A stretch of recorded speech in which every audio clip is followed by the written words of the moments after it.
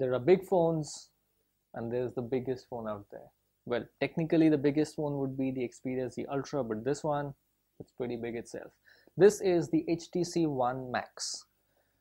Interesting things about this phone, HTC has taken the logic of if it ain't broke, don't fix it a little bit too seriously.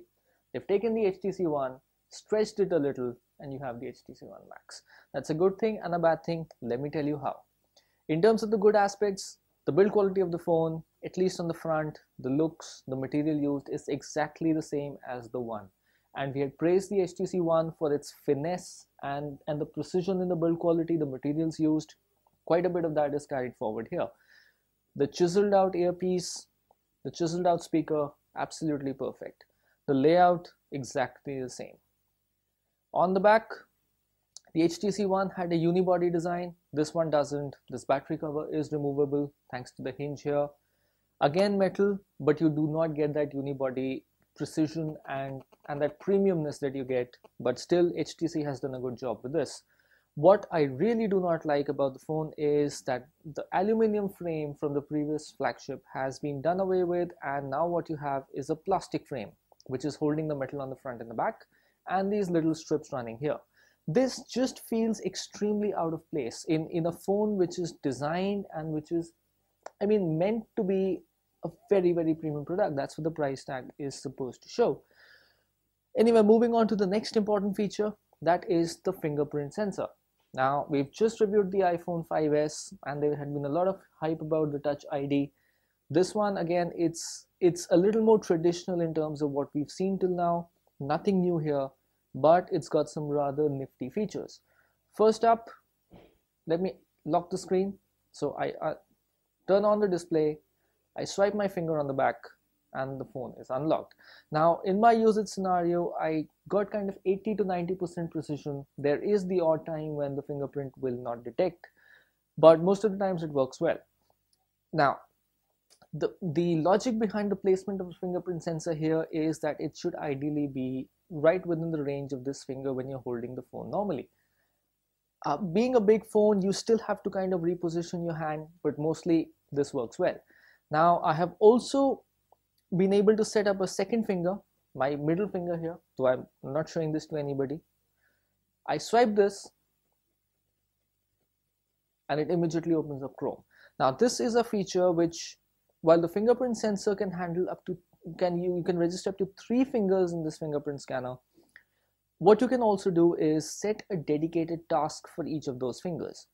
Now, for my primary finger, I've set it up as unlocking the phone. For the other finger, I've set it up to launch Chrome. You can have it learn another fingerprint and you can give it a separate task.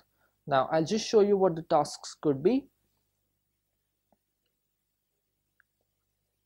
So you have these basic tasks on the phone: unlock the screen, go to the camera, go to home, voice assistant. I had selected Chrome here, or you can choose from any of the apps that you may have installed in the phone.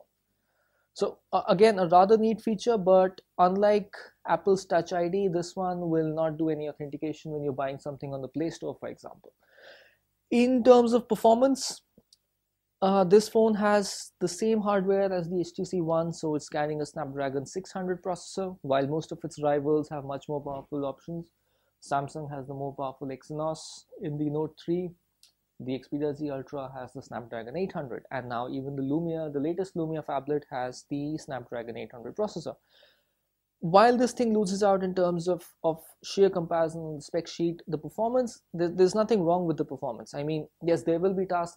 Real Racing 3 will load a little faster on the other processor than on this, but apart from that, there's absolutely no stutter.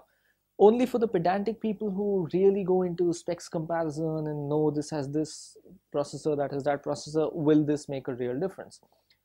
Unfortunately, for all the positives and negatives that this phone has, it's got one major negative, which is the price. HTC have priced this well above 55,000 rupees. Now, that price will vary slightly depending on the region you are in the country and the local taxes, but at about 57,000 rupees, this phone is fighting a losing battle, to be very honest. I mean, if somebody wants a phone with a 6-inch screen almost, you have the option of the Galaxy Note 3, which is priced much lower than this, almost 10K lower than this. Or if you want something which is a non-compromised phablet experience, you have the Xperia Z Ultra.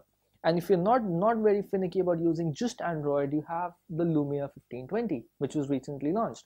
So there are multiple options out there, there are better options out there, and I'm a little sad to see HTC price this phone so high that it's basically, for no fault of the phones, it's fighting a losing battle.